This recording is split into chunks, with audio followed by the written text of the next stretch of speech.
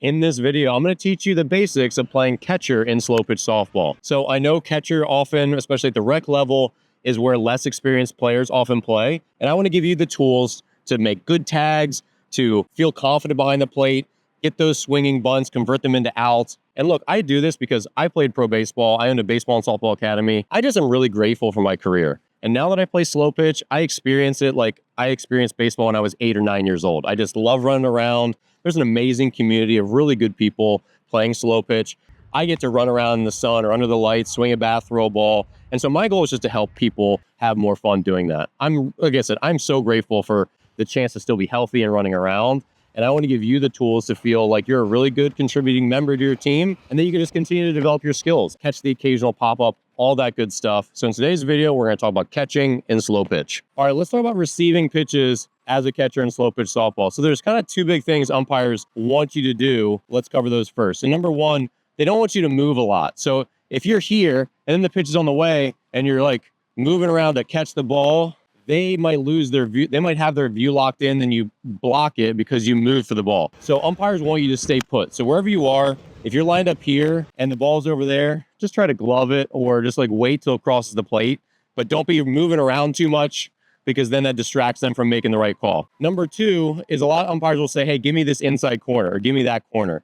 So rather than being straight up, if it's a right-handed batter, they'll ask you to move a little bit so they can see over your shoulder the inside corner a little better. Whatever their vantage point, but just my big thing is like talk to the umpires first and say, hey, I'm Dan. And then like the other day I asked my umpire's name. He's like, yeah, I'm Ray. And we just chatted and it was nice getting to know Ray, my umpire, a little bit. He's a nice guy, right? He's out here doing this because he loves it. So chances are the umpire will talk to you, chit chat with him. It's fun. It's part of the camaraderie in the community of slow pitch softball. Let's talk about throwing back to the pitcher when you do this. And this is, I think, really important because a lot of the time, people who are playing catcher may not have as strong of throwing skills. That's why they're back there, right? So if you feel like you need to improve your throwing skills, this is a great time to actually practice them. So we make bad habits for ourselves throwing a softball when our chest is facing our target. We don't almost ever want to do this unless we're a shortstop making a play on the run. So when we want to make a stronger throw as a softball player, we need to turn our hips sideways. And now my glove arm helps to rotate my upper body, my core rotates, my hips rotate, and they all power my arm to add more velocity to my throw. So if you're a player who wants to improve their throwing and you're playing catcher, every time they make a pitch to you, it's an opportunity for you to throw back with good throwing mechanics. So what I would suggest is when you get the ball back, it bounces, turn your feet and throw. But just don't throw this back like this because that's reinforcing a low elbow and a lack of shoulder and lower body rotation. Every time you get it, just turn your feet, close off, and throw. That will be reinforcing a good habit. I promise you it won't delay the game, and it will make a big long-term impact on your throwing mechanics. This is one of the most important aspects of being a catcher in slow pitch softball, and that is receiving throws to the plate safely without colliding with the runner coming in from third. This happens a lot, and it's almost always because of this same mistake. What you do not want to do under any circumstances as a catcher in slow pitch is stand in the middle of the plate. The runner is entitled to have a lane to get to the plate. So you can't block the plate here. You can't walk up the baseline and receive the throw here either. You have to get out of the baseline. That is super, super important. Fortunately, you have great field vision as a catcher. That means you can see everything that's developing in front of you. So when that runner is barreling around, your job is this. Find the plate with your left or right foot, which one doesn't matter, but I'd say probably your left.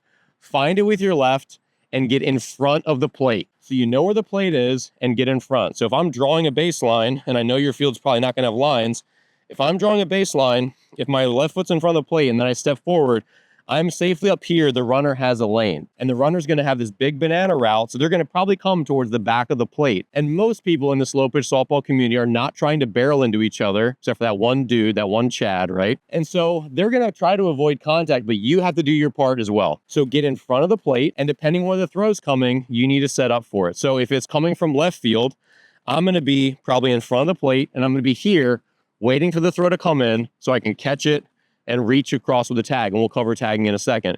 If it's coming from right field, then I probably want to find the plate, like the front edge of the plate again with my left foot. And now as the throw's coming in, I can catch and I can swipe tag like this. The other thing is if the throw sails over your head or it takes a bad bounce and you can't pick it and it goes through, resist the urge to immediately turn across, because what's going to happen if it's a close play, and it's over your head, and now you're here, you get trucked and you get seriously hurt. You get chest to chest. So if that ball sails, make sure you pick up the runner first. Have an idea, how close is this play where you can see it. Okay, I'm going to let it go to the fence first, and then I'm going to retrieve it after. Look, this was the big play, the plate, right? So the urgency of getting it, everyone can wait a quarter of a second so that you're safe, and then you can retrieve the ball, throw where it needs to go or whatever. All right, so now let's talk about tagging as a catcher in slow pitch softball. This is important. This is a really important skill that you want to learn. So number one, you want to let the ball come to you. So if say there's a great throw coming and you're like, this is awesome, we're going to nail them. They're coming halfway down, the throw's coming right on line. Do not catch it out here. Don't go for the throw. If you go to catch the throw, now you've got to go all the way here to make your tag. Let the ball come to you. Now, if it's going to hit the ground and you're like, hey, maybe I can get that short hop, sure, grab that short hop so it doesn't take that nasty hop, that in-between hop that eats you up. But if the ball's coming and it's got this long hop, don't go for it. Let the ball come to you because the ball is traveling much faster than you can move your arm that distance. So let the ball come to you, boom, and then I tag. If you don't have time, it is okay to do what's called a swipe tag, where you just grab it and you swipe into the runner. This is like bang, bang, really, really close, right? We're probably not going to get him. It's going to be super close. I catch the ball, I swipe for them. That can be a useful tool, but again, you've got to see the runner, have a feel for how fast they're coming down. All other times, you want to try to get your hand onto this glove, keep it closed, and tag with two hands, because this is going to prevent, this exposes you. If the runner barrels into this, that ball can go flying and now you don't get the out anyway. So if you have to swipe tag, if that's your only chance, boom, it's going to be your quickest tag. You can do it. But most of the time, if you can, you want to catch it, take this right hand or your left hand if you're a lefty, and close your glove with it and tag with both. Don't grab for the ball because it's still a little more insecure. Close your glove and tag with the whole thing, and be ready to hold on tight, because if you hit a big guy running hard, they might try to knock that ball out, or they're just momentum, no harm, no foul, might knock it out. So one-handed swipe tag, more likely to get knocked out. Two-handed tag is going to be the best, where you're going to secure the ball and have the best chance for getting the out, but it's not quite as fast as the swipe tag. And one more big thing on tagging, if you don't know exactly where the runner is going to be, and that's going to be the case, like you'll have tabs on them, but as that throw's come in, you got to watch the ball. If you don't know exactly where they are, don't go up for the tag, go down for the tag. You can always get a leg if they're standing up, just the same as if they're standing, if you tag them at the shoulder, the chest. But if runners slide and you tag here, they're safe. So by default, it makes sense to get some bend in your legs so you're lower. So now that tag, boom, if they slide, they're out. If they stand up, they're out just the same. And you can always go up, but it's much harder to go down. So get in a good athletic position when that throw is coming in. It'll make it easier to move. And you can grab it, tag them, here, tag them, whatever happens.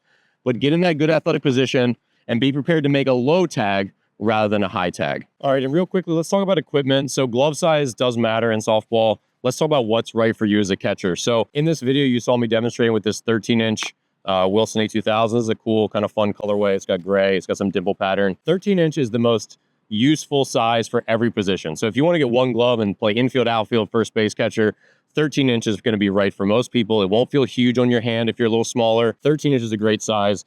This is a really fun glove.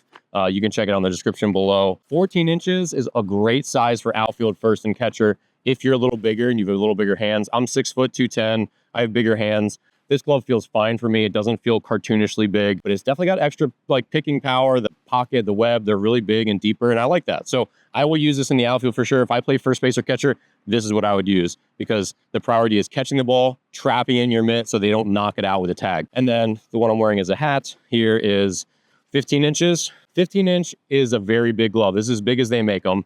And you can see it's got a deep pocket, deep web. You'll get extra reach, and the ball is going to find its way into the depths of this thing. So if you're not as sure with your glove work and you're a bigger person, you have bigger hands, this can work really well, especially if you play catcher, first base, and maybe a little outfield, right? This is, I think, an excellent first baseman. But if you're smaller, not a big person, not big hands, this is going to feel too big. So you want to make sure you're a bigger human. 15-inch could work, but I think 13 or 14 inches is going to be right for most people. And 13, I think, is like the perfect kind of like bread and butter for most people who are going to play slow pitch softball. Okay, so if you're catching in slow pitch softball and that throw's coming in, but it's offline, what should you do? So the only time you're really going to stay down, so all right, there's a play developing, the runner's coming home, there's a throw coming, you've found home plate, and now you're ready, you're in front of it, now you're ready to avoid a collision, but take that throw and tag them out. Well, what if the throw is shooting up the line, or that throw from left field is coming off here? You abandon your post and you say, I've got to catch the ball, I'm just not going to get the out. That is what you have to do here. It's the same thing at first base. Even if you want to hold the base and you're like, oh, I can almost get there, I want to try. It's much better to come off the base and they only get first rather than stay on the base. You can't catch it and now they get second base because it goes out of play. Same thing applies here. If the throw's online, hold your ground, try to catch it, make the tag. But if the throw's offline and you can already tell, okay, it's going way over here and the runner's not here, you can safely go get the ball. They're going to score regardless. If it's up the line here, go get it. That way no one else advances because you're not going to have a chance there. But just be really careful with offline throws, as a catcher, because if it's offline into the base path, you could really get hurt if you get trucked by them. So be really careful when you see that offline throw taking you towards the baseline. Double check where the runner's at and don't put yourself in harm's way. Try to catch the ball first. Second priority is tagging, but your safety is always the main priority. So be really cautious. Make sure you keep tabs on the runner and don't go into the baseline to find an offline throw. If that runner's barreling in, is going to knock you down. All right, next, if you're playing catcher in slow pitch softball, let's talk about how to field bunts. And these are not going to be bunts like in baseball or fast pitch. These are going to be swinging bunts, right? They take a big hack and it bounces and it's right out here in front. Number one, sidearm is a great tool if you have it. If you're comfortable throwing sidearm and you have a little bit of zip on it, sidearm is a great tool for getting this out of first base. If you don't know how to throw sidearm effectively, that's totally fine. Go with your normal overhand. Whatever's going to be strongest and accurate will work just well. But if you have that swinging bunt, you want to make sure you get angle and you get your body in a good position to throw when you pick the ball up. So let's talk about how this looks. So if it's to my left side, say I got a swinging bunt right over here, and I'm a righty, as you can tell. If it's far enough out, I might want to run out, circle it, so I can pick it up and all in motion, have my feet in a line and make a powerful throw. It becomes really hard to field bunts to third base as a righty if I have to get all the way around it, pick it up, and continue to turn my feet to first base. Because we want our ankles in a line to make a strong throw. So a lot of times, a righty's going to have to circle this ball if they can, pick it up, and fire. If you're not comfortable with that, totally fine. Just pick it up how you can.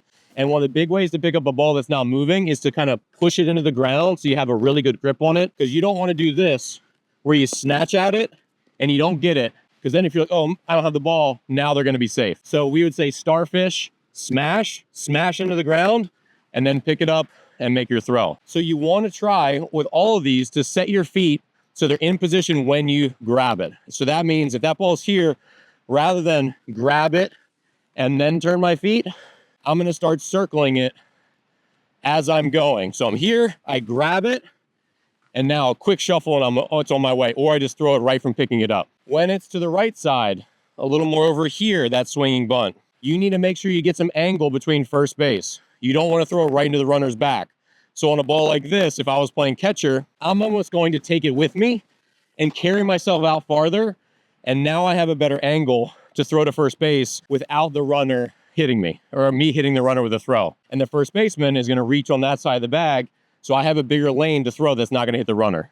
All right, next let's talk about fielding pop-ups as a catcher in slow pitch. So the biggest thing is just you have to try to be mentally focused enough where you're not just like checked out and then on the one time when they pop it up, you're like, oh, where is it? And it's too late to really react. That's a challenge when you might only get 0 or 1 pop-ups per game to really be kind of locked in an athletic position and really be watching and ready so you can kind of pounce on it when the time comes.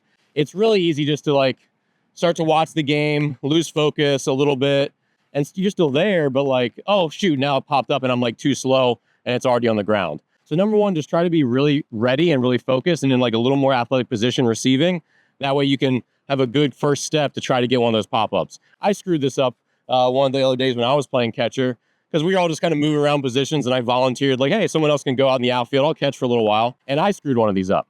It happens. I just wasn't paying enough attention. So we always continue to learn the same lessons in baseball and softball.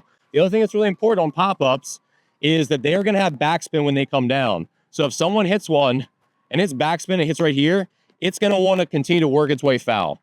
And if you're not going to be right out there to grab it and make the out, you want to let that ball roll foul. So be really careful where if you're not going to have a play, I don't think I can reproduce this well, but if I'm not going to have a play at that, like the guy's fast or girl's fast and they're burning down, but it's got that backspin, I want to let it go foul and then touch it once it reaches foul territory. So make sure you keep your wherewithal, because a lot of people will start yelling like, hey, let it go foul, let it go foul. Make sure you understand that, okay, pop-ups are going to roll backwards because of their backspin, and I want to let it go foul rather than touch it in fair territory. Now they get a single because I wasn't going to have a play anyway. Next, when you're catching in slow pitch softball, this is a pretty common occurrence. And here's your job as a catcher when someone leaves a bat in the base path. Your job is to get rid of it. So especially if like there's a runner on second, batter hits a single, and this person's coming around to score, and that bat was left right there, which is no one's fault. That's totally fine. No one got hurt. They didn't hit the catcher with it, whatever. Your job as a catcher is to get that thing out of there, because you don't want the runner to run into it, and you don't want to have to go for a ball later. Now you step on that bat, roll your ankle, tear your ACL, or damage the bat. Any of those outcomes, none of them are good. So just have it in your mind that after every batter, you need to survey the field, what's happening, and also, is there a bat in the bat path or my bat path? You know, maybe they ditched the bat right there, and now there's a throw coming in from the outfield, and this is in your way, and you don't want to step on it. So don't feel like you're encroaching on the other team's, equipment. If they drop the bat someone here, you're doing their fielders a favor by getting it out of their path. You're preventing someone from rolling their ankle or sliding, God forbid, into this bat. And it's your job, or a teammate on deck's job, one of the hitting team's teammates, it's their job to get that bat out of there. So make sure if you have the wherewithal, you have the time, and someone leaves the bat in the baselines, get it out of there so it's unimpeding the base runner and you as a catcher. And the next big job as a catcher, depending on your experience level and your comfort, is to direct traffic and direct where throws are going. Now, if you're a beginner and you're not that experienced and you're back here catching and you don't know where the throws should go, then don't yell. But like for someone like me, I've been playing baseball my whole life. When I'm back here playing catcher, which again, I think it's kind of fun because I get to see the whole field. I get to see the ball leave the bat. I get to throw back to the pitcher a lot. I like trying to make the tag at the plate. Like there's a lot of things to like about playing catcher. It's not just like you're out of the action. But when I'm playing catcher, I'm yelling because I can see the ball in the gap. I can see where the runners are going. I'm yelling, hey, 3, 3, 3, 3, 3. So I'm telling them where the ball needs to go, because the outfielder can't tell. The shortstop or second baseman are running out to be the cutoff person, and they can't see behind them. So I'm the person that has full field vision. So if you're comfortable and you have the experience and you know you can make the right calls, then get loud and bark and tell people where they need the ball to go. This is one of my bigger issues with slow pitch is a lot of people, because we're all just adults and we're having fun, people don't yell a whole lot of where the ball needs to go, and then people don't make the right throws. When we have clear directions, like yelling to the outfielder, 4, 4, 4, they can hear it. Now, okay, I'm throwing to home, right? And they're going to make that throw. They're going to not have to think anymore. They can just react and do their best. So if you feel like you have confidence and the know-how to direct, be the field general and tell people where the ball needs to be thrown. Please, if you have any comments or questions, leave them in the description below. You can check out links to all the equipment and glove recommendations I have in the description as well. And again, I'll see you here in the next video. Real quick, if you want to support my channel and the work that I do, click the join button below. You'll learn about my channel memberships and the different options for you to become a member and get access to hundreds of VIP only videos hosted right here on YouTube. Thanks for watching, and let's keep going.